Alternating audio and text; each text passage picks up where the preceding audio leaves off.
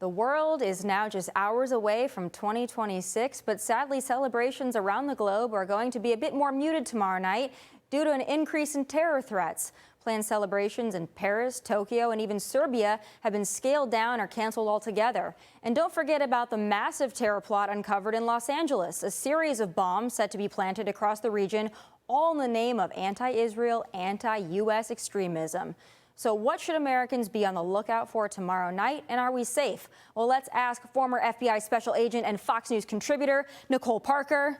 All right, Nicole, you just came in from outside. You said things are already getting blocked off, which is a nightmare for those of us that need to commute somewhere. But the process has already begun.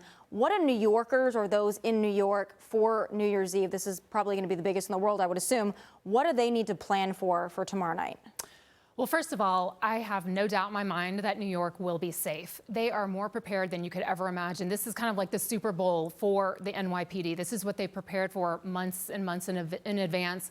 There will be large crowds. There will be crowd control. There will be barricades. There will be no traffic going in and out in the Times Square area. There will be drones, canines, bomb squads, law enforcement officers, both in uniform and undercover. So, you know, the list goes on, but I think the key is for people that come out, they want to celebrate. They want to be able to relax and enjoy themselves, but you've got to keep your head on a swivel at all times. You cannot let your guard down. I have always been one that believes that you should live life fearlessly, but you also have to be smart because we are in a very high terror threat environment right now. Although there are no particular known threats, the HSI and FBI just released a bulletin, no specific known threats, but we are aware that we have to keep our heads on swivels at all times.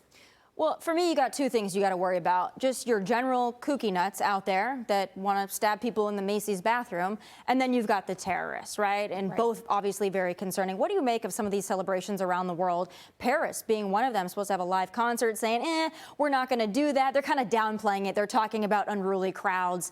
I think it probably has a little more to do with the terror element there. We know oftentimes the Christmas parades and the Christmas carnivals there being subject to terror threats. But what do you make about some of the places around the world and what they're seeing right now?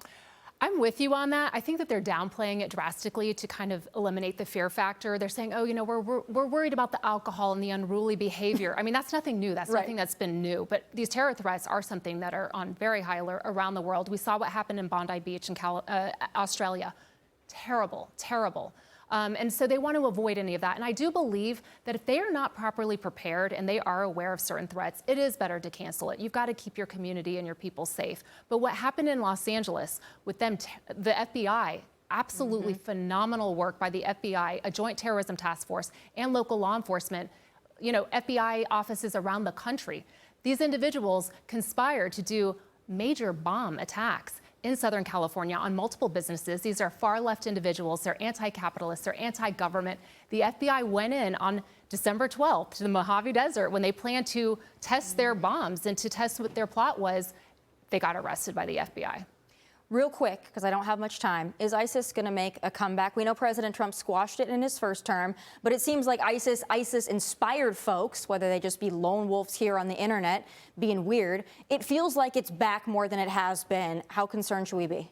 I'm very concerned, and this is at no fault of President Trump. He had eliminated this threat, and then we come into the Biden administration for 4 years, and it went off the rails. And so now, again, the Trump administration is being charged with coming in and cleaning up this absolutely disastrous mess, and we cannot understate the open border. We do not know who is in our country. Those individuals have never been vetted. They are here, and we just have to be on high alert at all times.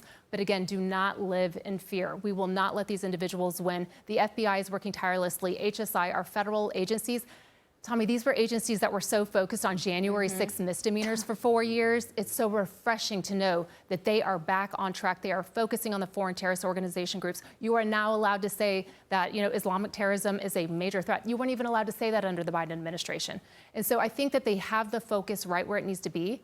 But again, we've got a lot to be concerned about. And I'll be spending New Year's Eve at home where there are no threats that I know of. Thank you so much, Nicole Parker. My pleasure. Hey, Sean Hannity here. Hey, click here to subscribe to Fox News YouTube page and catch our hottest interviews and most compelling analysis. You will not get it anywhere else.